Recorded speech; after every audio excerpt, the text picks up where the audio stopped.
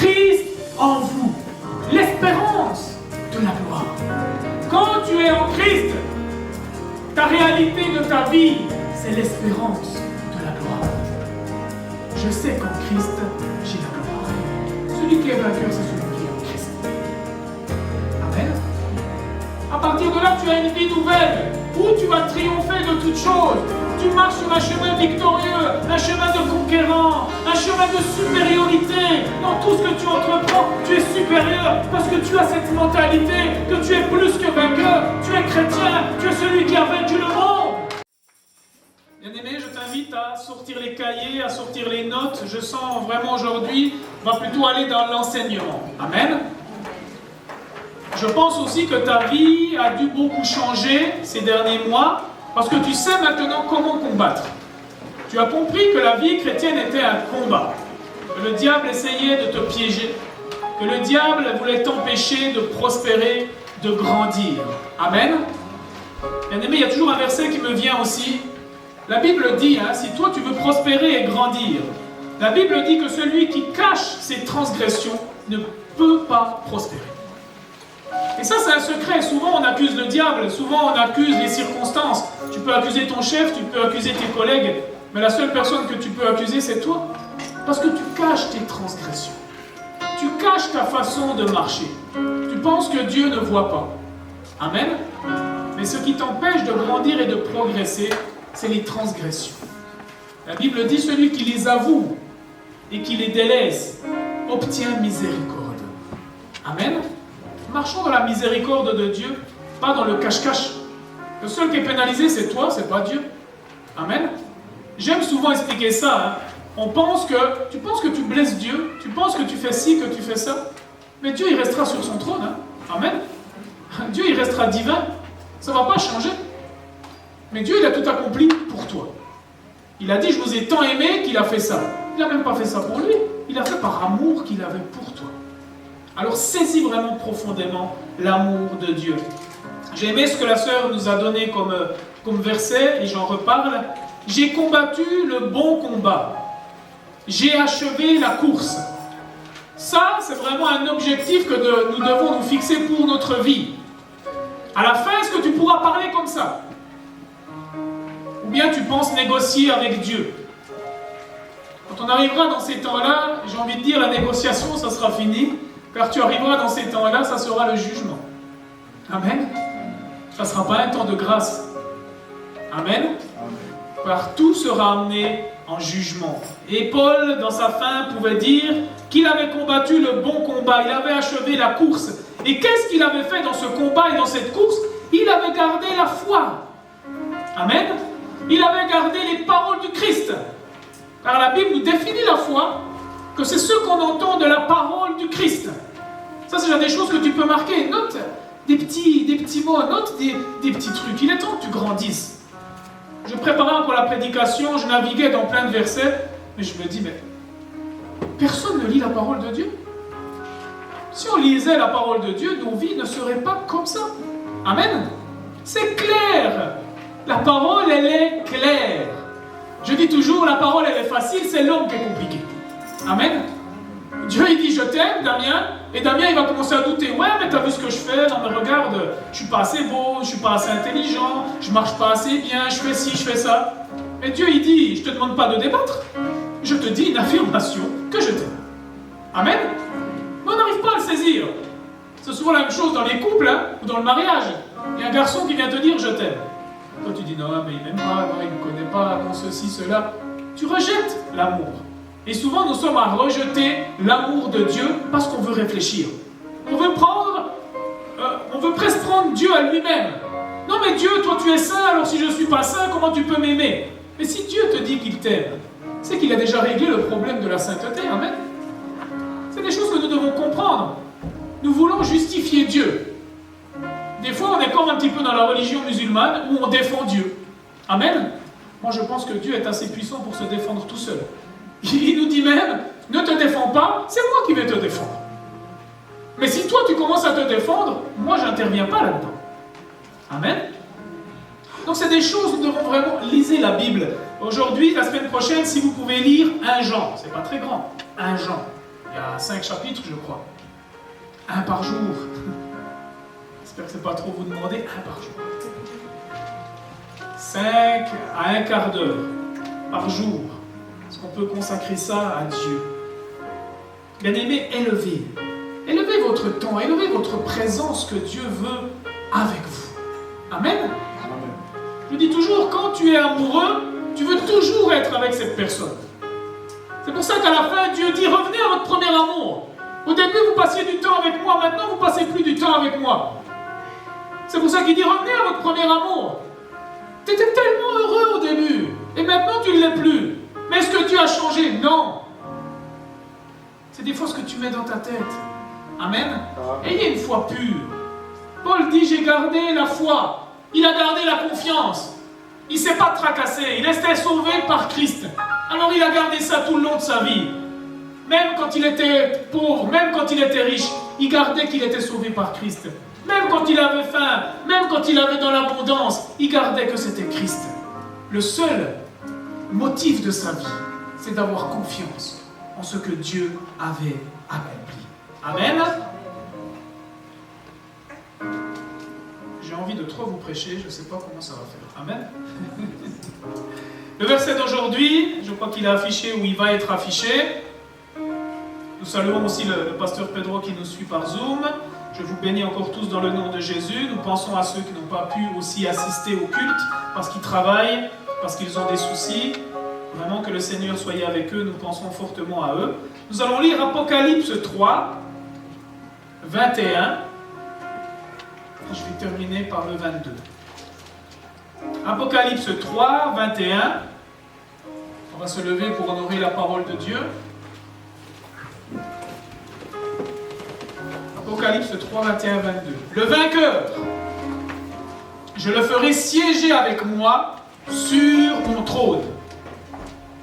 Comme moi-même, je suis allé siéger avec mon Père sur son trône après avoir remporté la victoire.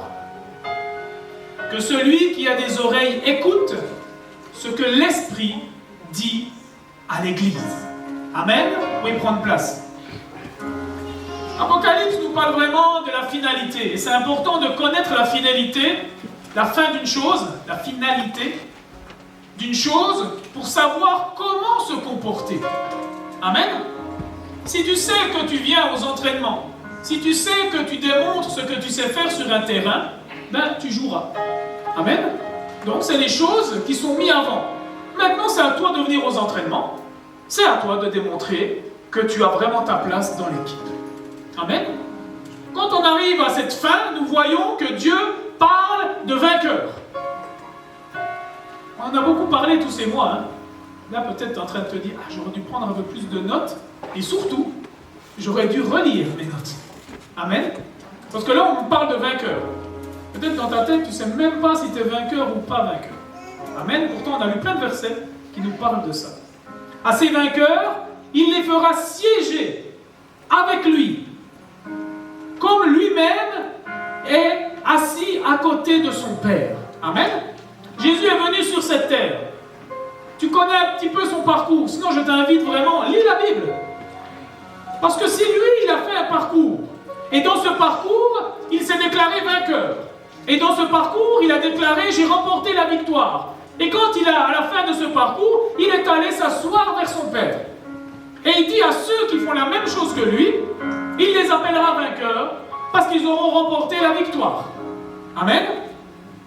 Maintenant, c'est un peu ça qu'on va parler ce matin. Le verset qu'on a lu avant, que la sœur nous a parlé, c'est déjà spoiler, hein? C'est déjà la réponse. Mais on va aller gentiment pour voir les choses. Celui qui vaincra, dans d'autres versions, hein, peut-être celle que vous avez, le titre, si vous voulez marquer, c'est celui qui vaincra. Celui qui vaincra, je le ferai asseoir avec moi sur le trône, comme moi j'ai vaincu. Et je suis assis avec mon Père sur son trône. Le vainqueur veut dire le vrai chrétien. Amen. Bien aimé, si tu lis un petit peu quand même le parcours de Paul, les réflexions de Paul, tout ce que Dieu a fait avec Paul, tu vas commencer à comprendre que Paul nous parle d'une vérité. Amen. Et je voulais même appeler cette prédication la foi qui sauve. Mais il n'y en a qu'une de foi qui sauve. Amen. Le problème, c'est que nous, comme on n'a pas entièrement confiance en Dieu, on vient souvent rajouter des doctrines. Amen. On vient souvent rajouter des doctrines pour qualifier celui-là il est chrétien, celui-là il n'est pas chrétien. Il n'y a qu'une chose simple avec Dieu, c'est oui et non. Le reste vient du diable. Soit tu es un vrai chrétien, soit tu n'es pas un vrai chrétien. Mais tu ne peux pas rajouter quelque chose pour devenir chrétien. Amen. Ça, c'est des choses que vous devez bien comprendre. Parce que ça perturbe tout le monde. Je fais un parallèle avec la guérison. Nous sommes guéris en Christ. Amen. Pourquoi D, c'est un jour. Pourquoi D, c'est 6 mois. Pourquoi D, c'est une année. Pourtant, c'est pour tous la même parole. Amen. Du moment que tu as foi en cette parole, jusqu'à l'accomplissement de cette parole, ça s'appelle le temps. Amen. Il y a un temps. Je sais aujourd'hui que je suis sauvé. Mais c'est seulement dans le temps que je vais savoir, que je vais avoir cette promesse accomplie d'être sauvé. Amen. Amen. Mais je suis dans la position d'être sauvé et je serai sauvé. Amen.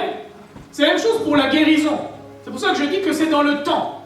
Je sais que je suis guéri, qu'importe le temps que ça prend, à la fin, je suis guéri. Amen. Et je vous ramène à dimanche passé, c'est ce qu'on avait vu avec la sœur Émérance. Quand Paul et Silas ont été emprisonnés, Dieu nous dit, vous êtes libres. Et pourtant, ils sont en prison. Mais eux, quand ils étaient en prison, qu'est-ce qu'ils ont fait? Ils étaient comme des gens qui étaient libres. Ils ont loué et ils ont adoré. Parce que leur position était libre. Leur position était victorieuse. Et dans la prison, ils étaient victorieux parce qu'ils louaient et ils adoraient.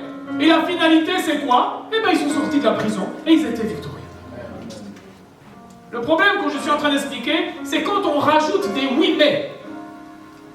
Oh, si tu n'es pas guéri, c'est parce que tu as des péchés. Alors pourquoi Jésus a guéri des pécheurs? Amen. Vous voyez que ce n'est pas une clause à la guérison. Amen. La Bible le dit. Vous êtes déjà guéris. C'est le oui et le non de Dieu. Mais nous venons rajouter des choses. Nous devons rajouter des doctrines à la guérison. Amen. Amen. Parce que nous n'arrivons pas à garder la foi dans le temps. On veut précipiter Dieu. Pourtant on a chanté, hein, guéri comme tu veux. Amen. On fait confiance au Seigneur. On sait qu'on est guéri. Agis maintenant. Moi je continue ma marche. Je marche comme quelqu'un qui est guéri. Amen. Comme je marche, quelqu'un qui est déjà sauvé. Amen. On va rentrer gentiment. Hein. Il faut que vous me regardez avec des grands yeux. Première fois qu'on ouvre la Bible. Vainqueur veut dire le vrai chrétien. Celui qui a des oreilles, là je passe dans Apocalypse 2:7, celui qui a des oreilles entend ce que dit l'Esprit aux églises. On voit qu'il y a peut-être une clause là, c'est d'avoir ça. Puis on en a 2, c'est bien. Hein. On a des oreilles. Celui qui a des oreilles pour entendre. Mais on voit que c'est des oreilles spirituelles, parce que c'est l'Esprit qui parle aux églises. À celui qui vaincra, je donnerai à manger de l'arbre de vie qui est dans le paradis de Dieu. Nous voyons que notre victoire, il y a une récompense. Souvent le chrétien pense que ça s'arrête. Il veut toujours combattre dans sa vie pour être sauvé. Amen. Alors que nous sommes déjà sauvés. Mais nous voyons que celui qui va vaincre, il y a des récompenses. Il pourra manger de l'arbre de la vie qui est au paradis de Dieu. Amen.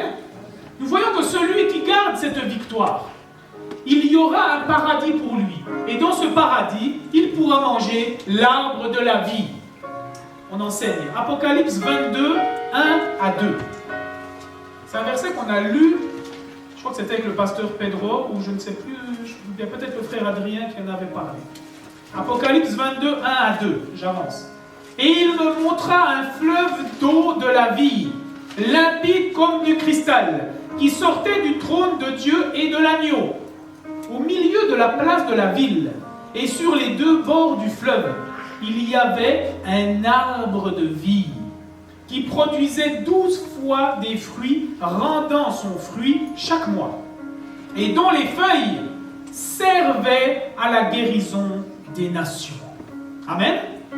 Donc nous voyons que dans la vision qu'a eu le frère Jean, on nous parle qu'il y a cet arbre de la vie. Amen.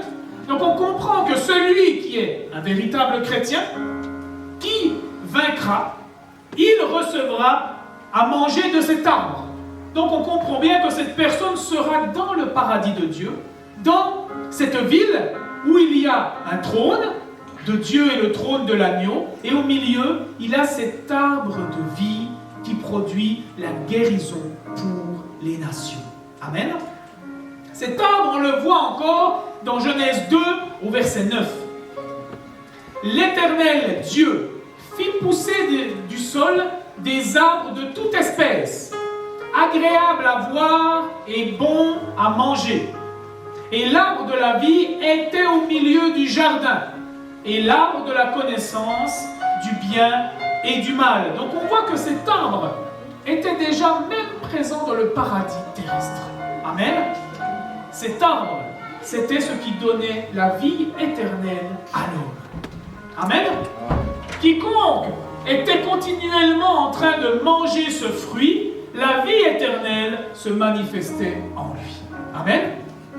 Nous comprenons bien que quand l'homme a été chassé du jardin d'Éden à cause de sa désobéissance, il n'avait plus accès à cet arbre. Et la mort a commencé à rentrer dans l'homme parce qu'il n'avait plus accès à l'arbre de la vie. Amen.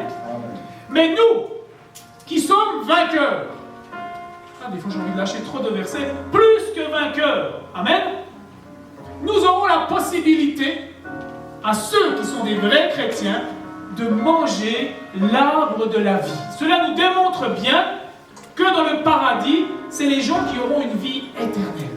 Amen. Parce que nous pourrons manger de l'arbre de la vie dans le paradis de Dieu. Amen.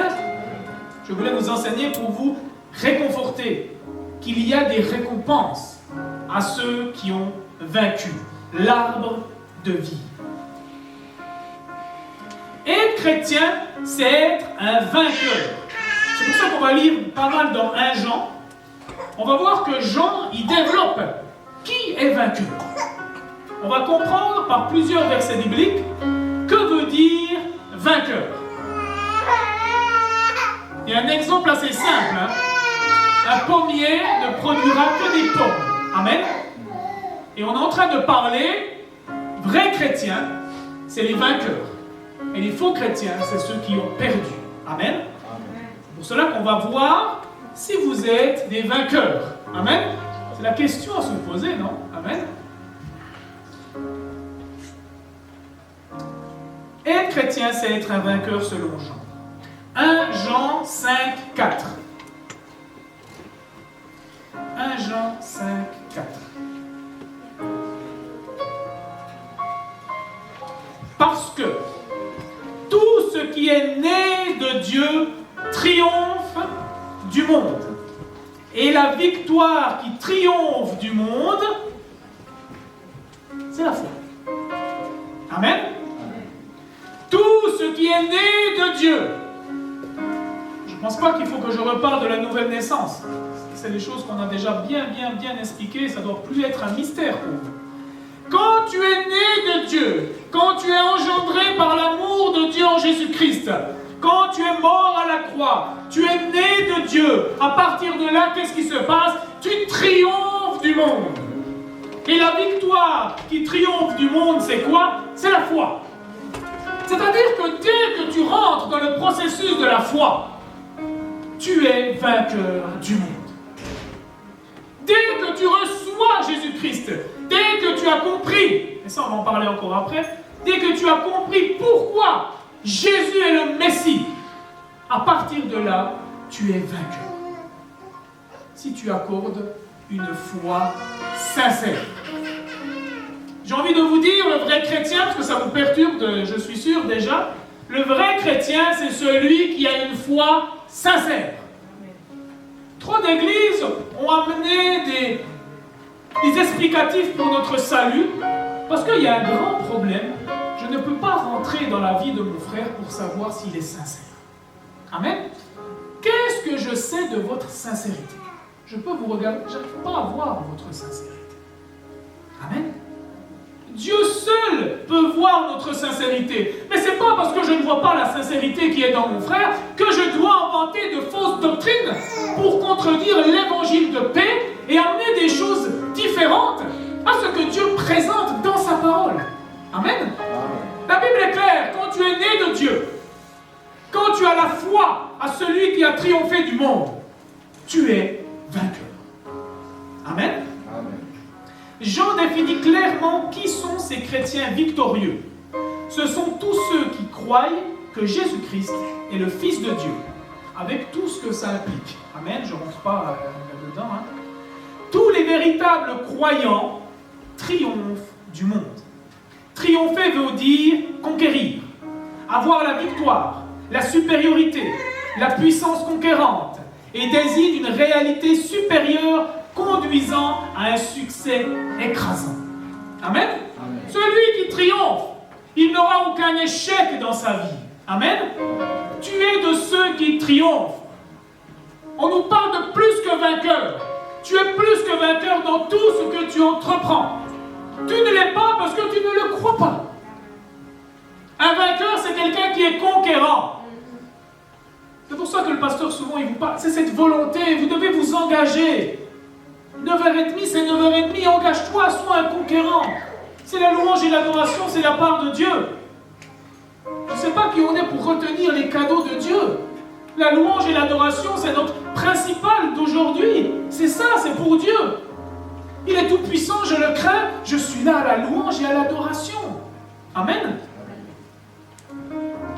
Conquérant, avoir la victoire, la supériorité. Oh, je suis encore médisant. Oh, je suis faible dans la prière. Non, tu as la supériorité. J'arrive pas à gérer mon temps. J'arrive pas à lire la parole. Je ne comprends pas. Je suis ceci. Mais tu es vainqueur.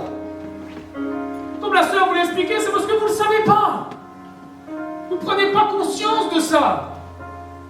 La dernière fois, Dieu, dimanche passé, quand on était dans la prière, il me dit, mais tous ces gens veulent que je bénisse leur vie. Mais c'est leur ancienne vie qui veulent que je bénisse. Moi, je leur ai donné une nouvelle vie qui est déjà bénie en Christ. Mais ils ne veulent pas cette vie nouvelle qui est déjà bénie en Christ. Parce que vous n'avez pas réalisé que la vie nouvelle, vous êtes déjà bénie de toute bénédiction à vous qui êtes en Christ. Ça, c'est le point qu'on va parler. Celui qui est vainqueur, c'est celui qui est en Christ. Amen. À partir de là, tu as une vie nouvelle où tu vas triompher de toutes choses. Tu marches sur un chemin victorieux, un chemin de conquérant, un chemin de supériorité. Dans tout ce que tu entreprends, tu es supérieur parce que tu as cette mentalité que tu es plus que vainqueur. Tu es chrétien, tu es celui qui a vaincu le monde.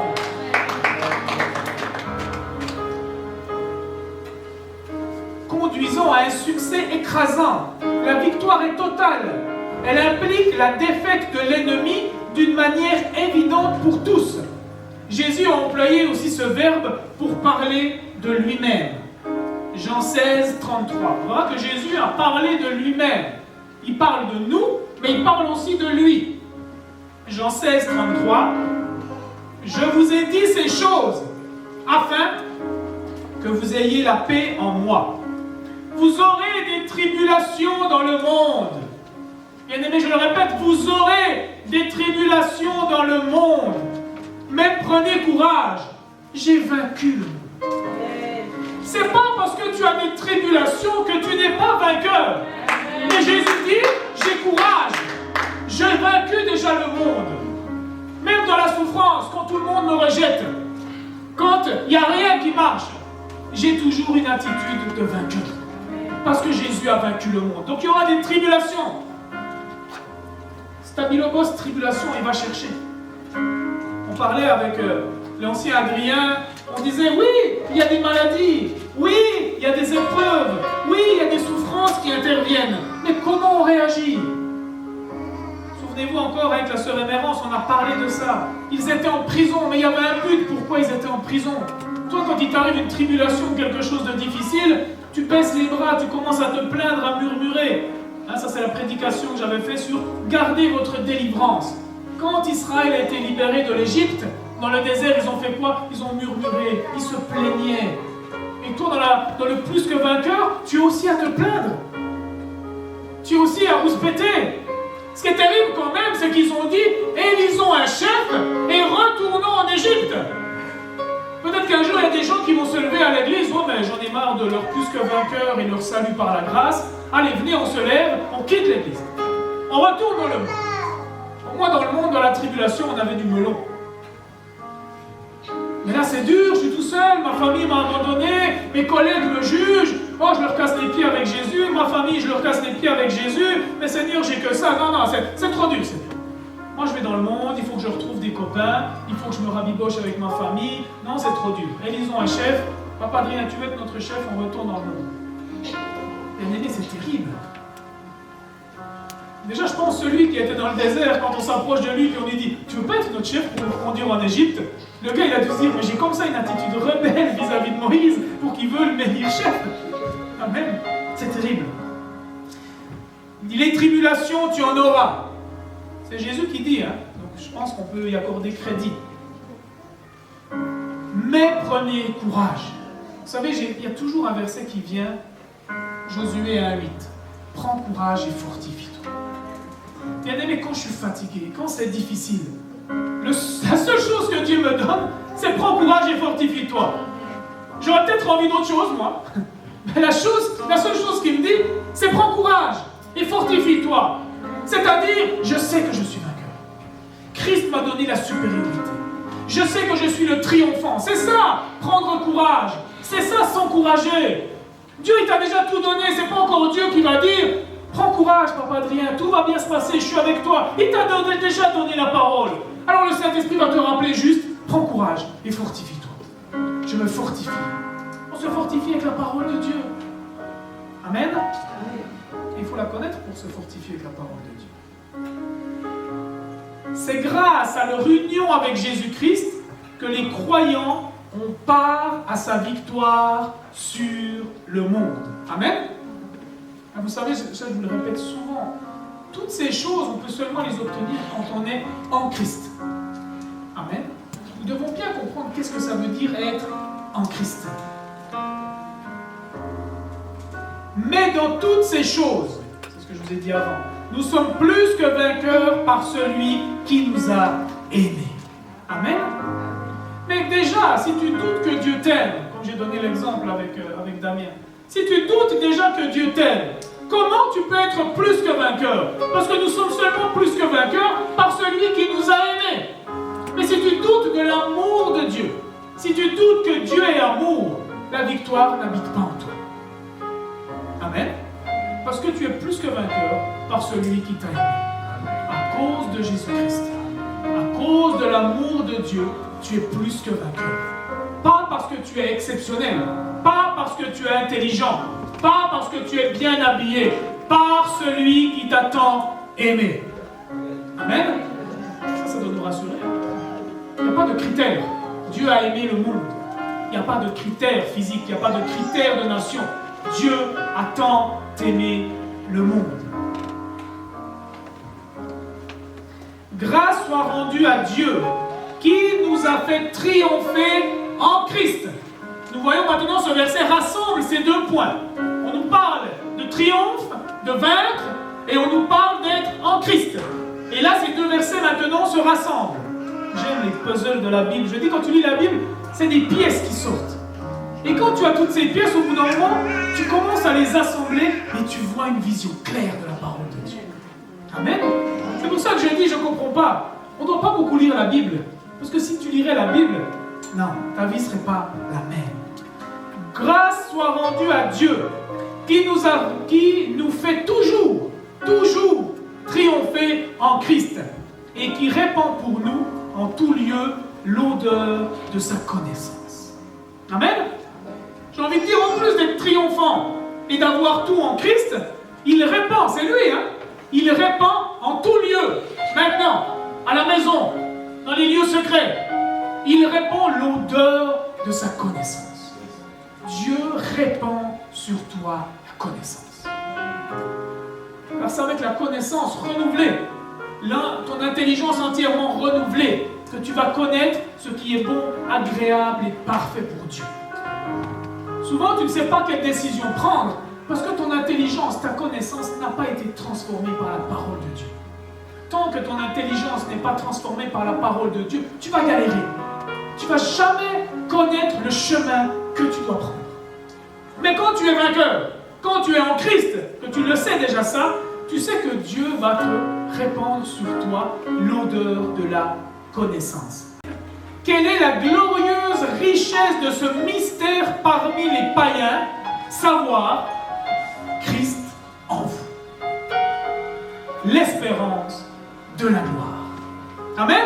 Donc là, on nous reparle encore un peu différemment de ce qu'on a parlé précédemment. Le mystère que tous les prophètes ont cherché, tous les scientifiques, tous les grands penseurs, toute la planète. Mais je parlais l'autre fois, même à un musulman, je disais, mais le problème de l'homme, c'est qu'il n'arrive pas à comprendre pourquoi il meurt. Amen. Chaque être humain ne comprend pas pourquoi il meurt. Mais si tu ne sais pas pourquoi tu meurs, comment tu vas comprendre l'étape jusqu'à ta mort? Amen. Les gens sont complètement perdus. Ils n'ont plus d'espérance. Le gouvernement leur dit de faire ça, ils le font. Ils n'ont pas d'autre espérance. On leur dit sans passe sanitaire, tu ne peux rien faire. Alors les gens, ils acceptent tout juste pour avoir le passe sanitaire et ils disent quoi? Moi, ça me permet de vivre. Ils disent même pas ça me permet d'être en bonne santé, ça me permet de vivre. Pourquoi? Parce que le monde est sans espérance. Le monde ne connaît pas pourquoi je vais mourir. Alors pourquoi vivre? Encore moins. Vivre pour mourir. Et quelle est cette absurdité? Et l'homme fait tout et n'importe quoi. Il crée des religions, il crée des choses, il est orgueilleux, il a un but de lui-même, il fait n'importe quoi, parce qu'il ne connaît pas. Un jour on va mourir, mais c'est horrible. Mais alors, ça sert à quoi de vivre si un jour je vais mourir? Qu'est-ce qui se passe? Où est mon espérance? Ils sont sans espérance. Mais le mystère, Dieu nous l'a donné. Il a fait connaître quelle est la glorieuse richesse de ce mystère. Amen. C'est un mystère. Pourquoi je meurs? Pourquoi je dois vivre? Parmi les païens, qu'est-ce que c'est? Parmi nous, hein, c'est nous les païens. Il nous a fait connaître ce mystère. Christ en vous, l'espérance de la gloire. Quand tu es en Christ, ta réalité de ta vie, c'est l'espérance de la gloire. Je sais qu'en Christ, j'ai la gloire. Et c'est mon espérance. Oh, mais tu n'as pas de travail, ça fait rien, j'ai l'espérance de la gloire. Mais tu n'es pas marié, c'est pas grave, j'ai l'espérance de la gloire. Tu es malade, c'est pas grave, j'ai l'espérance de la gloire. Et toi, mon ami, quelle est ton espérance? Les gens n'ont plus aucune espérance. Avant, il y avait encore quelques restes du protestantisme, quelques restes de Dieu, quelques restes.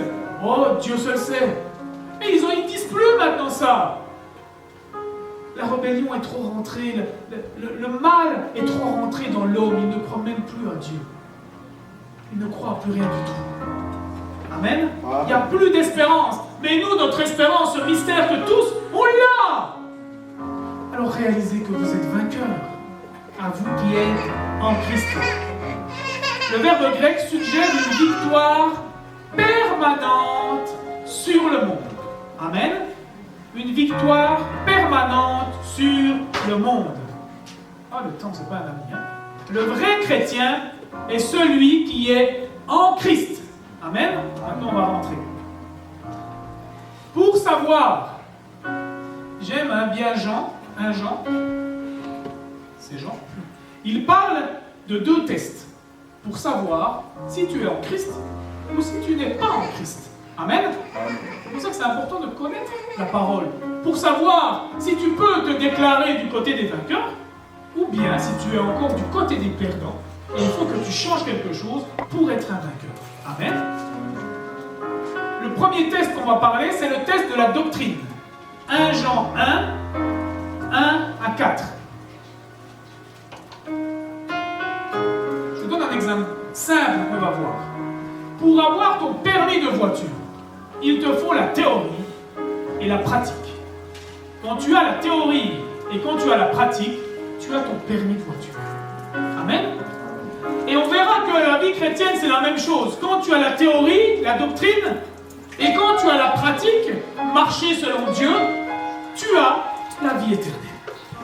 Amen. Amen. Ça, c'est des choses qu'on doit comprendre. Je le répète, c'est soit un oui, soit un non. Les tièdes, ils seront vomis comme ceux que c'est non, comme les froids. Amen. Donc la tiédeur, c'est une position horrible. Parce que de toute façon, ça ne te sert à rien. Tu as fréquenté l'église, mais tu rates le test doctrinal. Tu pries, tu lis, mais tu as raté le test de la pratique. Comment je l'ai appelé? Le test moral. Il faut passer le test doctrinal et le test moral. Amen. N'ayez pas peur, ça va bien se passer. Dès qu'on parle de test ou d'examen, Gradier le 30, c'est encore trop frais. 1 Jean 1, et on va lire le verset 1 à 4. Ce qui était dès le commencement, ce que nous avons entendu, ce que nous avons vu de nos yeux, ce que nous avons contemplé et que nos mains ont touché, concernant la parole de la vie, car la vie a été manifestée, et nous l'avons vue, et nous lui avons rendu témoignage, et nous vous annonçons la vie éternelle qui était auprès du Père et qui nous a été manifestée. On parle de Jésus, hein? Ce que nous avons vu et entendu, nous vous l'annonçons à vous aussi, afin que vous aussi vous soyez en communion avec nous. Or, notre communion, c'est quoi? Est avec le Père et avec son Fils Jésus-Christ. Et nous écrivons ces choses afin que votre joie soit parfaite. Amen. Le test doctrinal, c'est ce qu'on dit souvent, mais les gens, des fois, ils ne vont pas très loin avec ça. C'est de savoir que Jésus est le Christ. Amen. C'est tellement profond, ces deux mots. Bien-aimés, vous devez vraiment bien étudier pour savoir si ce Jésus qu'on a crucifié, c'est vraiment le Messie, le Christ qui était annoncé. Amen. Quand vous aurez cette ferme assurance et cette ferme révélation, le test doctrinal va pouvoir être passé. Parce que là, les frères, ils expliquent bien. Ils rendent témoignage à la vie éternelle. Elle était auprès du Père et elle est descendue sur la terre, Jésus-Christ. Amen.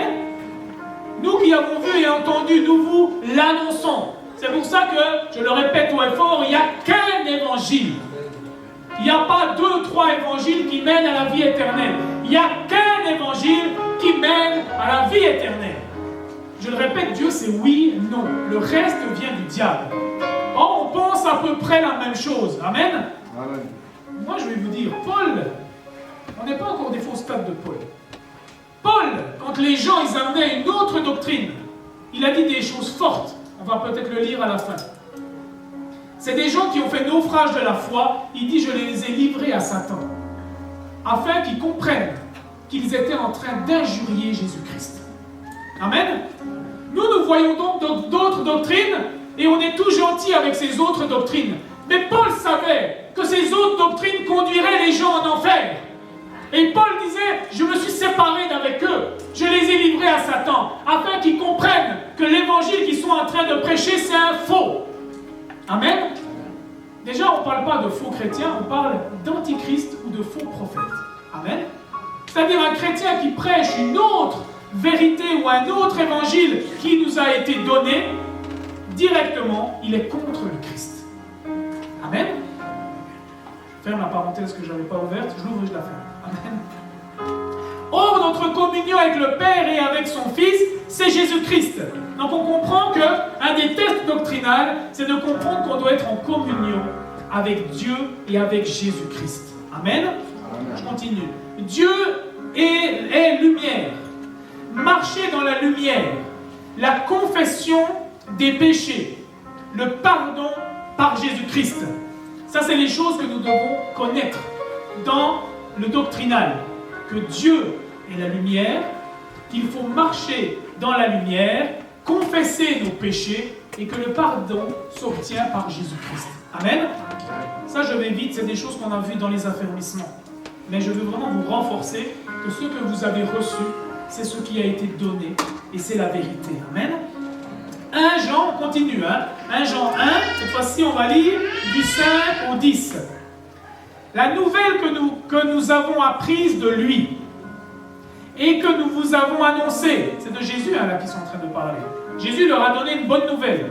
Et eux, qu'est-ce qu'ils font? Ils reprennent cette bonne nouvelle et ils la donnent. C'est que Dieu est lumière et qu'il n'y a point de ténèbres en lui. Si nous disons que nous sommes en communion avec lui et que nous marchons dans les ténèbres, nous mentons et nous ne pratiquons pas la vérité. Amen.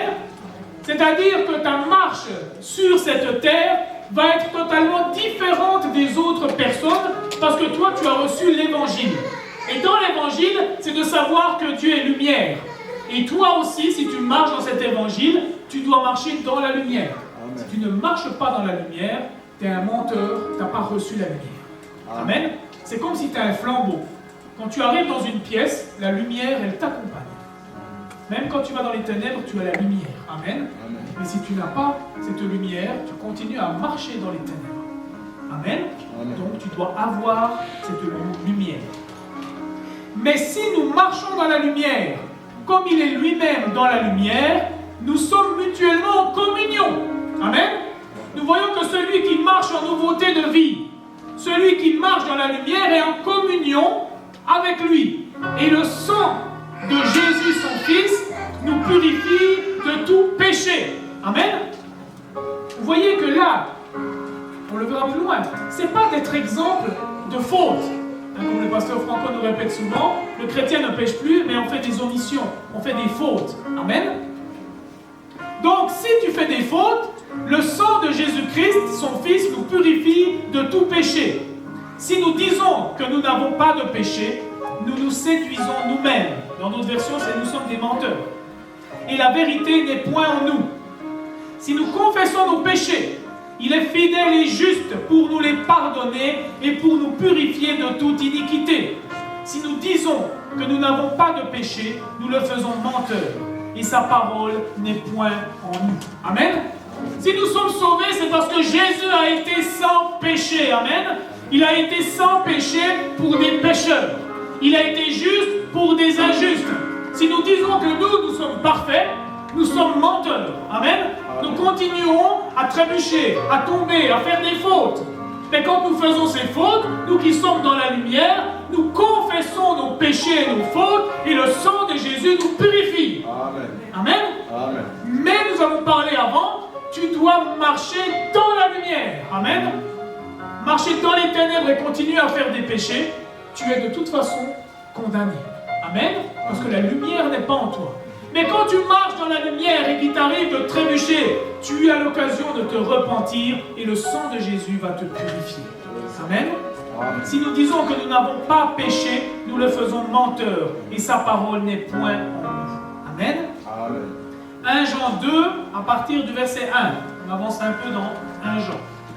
Mes petits enfants, je vous écris ces choses afin que vous ne péchiez point. Et que si quelqu'un a péché, nous avons un avocat auprès du Père, Jésus-Christ le juste. Amen. Amen. Toujours d'entendre cette même parole. Oh, l'évangile de la grâce pousse les gens à pécher. Amen. Vous vous souvenez ce qu'on vient de lire? On voit que c'est faux. L'évangile de la grâce dit qu'il nous écrit toutes ces choses afin qu'on ne pêche plus. Amen.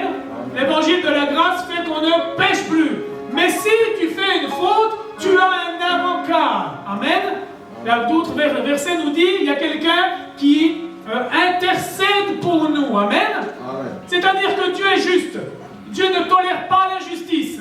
Mais quand Dieu veut punir un de ses enfants, Jésus-Christ vient là au milieu. Il dit Père, j'ai payé de mon sang. Pardonne à papa Adrien. Pardonne ses fautes. Je suis là. J'intercède pour lui. Je suis son avocat. Il est tombé, mais il va se reprendre, il va se corriger. Amen. Amen. Quand tu as un avocat, est-ce que tu ouvres ta bouche devant le tribunal? Non. C'est ton avocat qui parle pour toi. Amen. Amen. Donc je le répète, parce que tout le monde mélange l'évangile de la grâce, comme ils aiment appeler. Petits enfants, je vous écris ces choses afin que vous ne péchiez point. La grâce n'incitera jamais les gens à pécher. Amen. Mais elle dit, si vous arrivez de faire une faute, on a un avocat auprès de Dieu. Parce qu'il n'y a plus de condamnation pour ceux qui sont en Christ. Amen. Tu fais une faute, tu ne dois pas te condamner, mais tu dois te repentir. Amen. Changer. Si toi tu demeures dans le péché, tu bloques toute ta vie, comme on a parlé avant. Vos transgressions vous empêchent d'évoluer. Mais celui qui les avoue et qui les délaisse, il obtient miséricorde. C'est ça le travail que nous devons faire. Alors ne vous condamnez pas, vous êtes sauvés. Mais quand vous commettez une faute, allez vers papa, demandez pardon. Recevez la justification par le sang de Jésus. Et sachez qu'il y a un avocat, qui est Jésus-Christ. C'est pour cela qu'on est là, pour l'adorer et pour le louer. Parce qu'on ne mériterait rien s'il n'y a pas Jésus. Encore l'autre fois, la veillée, enfin ce vendredi, quand je suis arrivé à la veillée, mais je me disais, mais Seigneur, à quel point on est mauvais. S'il n'y aurait pas eu Jésus, il faut réaliser notre état. On est mauvais. Mais Dieu nous a aimés, il nous a donné Jésus-Christ. C'est pour cela qu'on le vénère, c'est pour cela qu'on l'élève, c'est pour cela qu'on est fou de Jésus. Parce que sans lui, on était chaos devant un Dieu si merveilleux, devant un Dieu si parfait, si glorieux. Il y a des anges qui sont 24 heures sur 24 à genoux, qui disent Saint, Saint, Saint, l'Éternel des armées. Et nous, comme ce matin, on ose se montrer devant Dieu. On ose parce que Jésus-Christ, parce que Christ nous a tout pardonné. Il a été fait péché, pas pécheur, hein. Il a été fait péché pour justement ôter le péché qui était dans l'homme. Voici l'agneau de Dieu qui ôte les péchés du monde. Sans Jésus, on est chaos. C'est pour cela que le pasteur répète souvent, la seule personne qu'on prêche ici, c'est Jésus-Christ. C'est la seule personne. Il est le chemin, la vérité, la vie éternelle. Nul ne peut aller par Dieu qu'à travers lui. Il n'y a pas d'autre nom qui nous a été donné sur cette terre pour se présenter, pour aller vers Dieu, que le nom de Jésus-Christ. Amen. On va avancer, si vous me permettez, je vais vous prendre quelques minutes un peu aujourd'hui. Le test B. On va parler maintenant du test moral. Je vous ai bien expliqué le test doctrinal. On est sauvé gratuitement par la foi, mais Dieu nous dit de ne point pécher. Et si tu pêches, tu demandes pardon, tu es purifié par le sang de Jésus. Amen. Ça, c'est la véritable doctrine que nous devons connaître et annoncer. Il le répète bien, c'est ce que Jésus a donné aux disciples. Amen. Et c'est ce que les disciples nous apportent maintenant. Amen. Il n'y a pas d'autre évangile. Vous comprenez ça? Lisez bien, si vous êtes tracassé. Si vous êtes tracassé, la Bible dit, celui qui a des oreilles entende ce que l'Esprit dit aux églises. C'est l'Esprit qui parle. Une version biblique de l'obéissance. On va prendre la première partie, toujours dans 1 Jean 2, versets 3 à 6. Si nous gardons ces commandements, par là, nous savons que nous l'avons connu. Amen. On est en train de parler de tests. On est en train de parler de preuves. Amen. Celui qui garde ses commandements, ça c'est le test moral. Celui qui garde ses commandements dit qu'il l'a connu. Et qui ne garde pas ses commandements est un menteur et la vérité n'est point en lui. Amen. Soit tu obéis, soit tu n'obéis pas. Il n'y a pas de milieu. Amen. Oui, mais j'obéis à moitié. Vous êtes tiède, vous êtes vomi. Vous êtes comme ceux qui n'obéissent pas. Amen. Alors obéissez. Celui qui obéit l'a réellement connu. Mais celui qui garde sa parole, gardez. Vous pouvez marquer, je vous dis de soulever des mots. Gardez sa parole. L'amour de Dieu est véritablement parfait en lui. Si tu dis que tu aimes Dieu, en gros, tu dois démontrer que tu gardes ses commandements.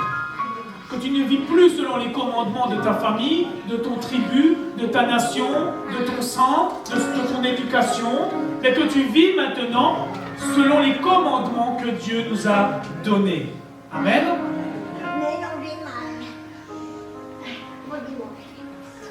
Par là, nous savons que nous sommes en lui. Amen. Vous voyez, là, c'est des tests.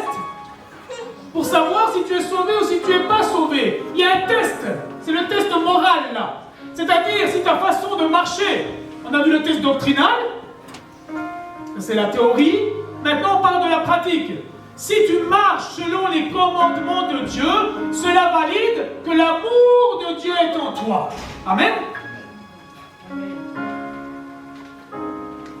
Celui qui dit qu'il demeure en lui doit marcher aussi comme il a marché lui-même. Amen. Donc on encore une fois, tu dois connaître comment Jésus-Christ a marché sur cette terre. Si Jésus a fait tant d'efforts, j'ai envie de dire, si Jésus a tant souffert sur cette terre, c'est pour nous montrer comment marcher. Amen. À la croix, c'est là qu'il a amené cette doctrine. Il a tout détruit, la nature du péché. Mais dans sa vie, il nous a donné un modèle. Amen. Je ne vais pas expliquer tout. Une vision biblique de l'amour. Maintenant, dans 1 Jean 2, 7 à 17. Je vais lire vite. Bien-aimés, ce n'est pas comme un commandement nouveau que je vous écris, mais un commandement ancien que vous avez eu dès le commencement. Ce commandement ancien, c'est la parole que vous avez entendue. Toutefois, c'est un commandement nouveau que je vous écris. Ce qui est vrai en lui et en vous, car les ténèbres se dissipent et la lumière véritable paraît déjà. Celui qui dit qu'il est dans la lumière et qui est son frère est encore dans les ténèbres. Celui qui aime son frère demeure dans la lumière et aucune occasion de chute n'est en lui. Mais celui qui est son frère est dans les ténèbres. Il marche dans les ténèbres et il ne sait où il va parce que les ténèbres ont aveuglé ses yeux. Amen. Si tu dis que tu as rencontré la lumière et que tu es dans la lumière, ton comportement avec ton prochain doit totalement changer. Tu ne peux pas haïr aucune personne sur cette terre. Amen. Parce que Jésus est mort pour tout le monde. On voit ça dans les affermissements. Il fait pleuvoir sur les bons et sur les méchants. C'est-à-dire, tu dois aimer les méchants. Je crois que c'est un verset qui dit « Quelle gloire il y a d'aimer quelqu'un qui t'aime. » Amen. Jésus, il est venu pour ceux qui le détestaient. Il allait sur la croix, les gens y crachaient dessus. Jésus, il allait mourir pour celui qu'on y crachait dessus. Jésus allait mourir pour celui qu'on injuriait. Les sorciers qui ont tué des gens, Jésus était mort pour eux. Tous ces accidents, toutes ces guerres, tous ces attentats, Jésus est tout mort pour eux. Violeurs, tueurs, etc. Amen. Et nous, on amène le jugement et la haine. La Bible dit qu'il n'y a point de lumière en nous. Je le répète, on l'a trop souvent vu aussi, les condamnations sur un homme ou une femme homosexuel. Oh, les homosexuels iront en enfer. Amen. Dieu aime le pécheur, il n'aime pas le péché. Amen. C'est une grande différence. Dieu aime l'homosexuel, il n'aime pas le péché d'homosexualité. Amen. C'est pour cela que Jésus est venu détruire le péché de l'homosexualité pour libérer l'homosexuel. Celui qui est son frère, celui qui juge déjà son frère, oh toi, ta façon d'être, tu vas aller en enfer. Il y a point de lumière en toi. Amen. Celui qui juge comme ça, il faut qu'il se pose une bonne question. La vérité n'est point en lui. Donc il n'y a pas la victoire. Donc ces gens-là ne sont pas sauvés. Amen. Il n'y a qu'un évangile. Celui qui est son frère est dans les ténèbres. Les ténèbres ne peuvent pas rentrer dans le royaume des cieux. Amen. La Bible est claire, si tu as une offrande et que tu as un problème avec ton frère, va déjà régler ce problème avant d'apporter ton offrande. Amen. Tu vois que Dieu voit plus d'importance à la relation d'un homme et d'une femme que ton argent, que tout ce que tu peux apporter comme offrande. Amen.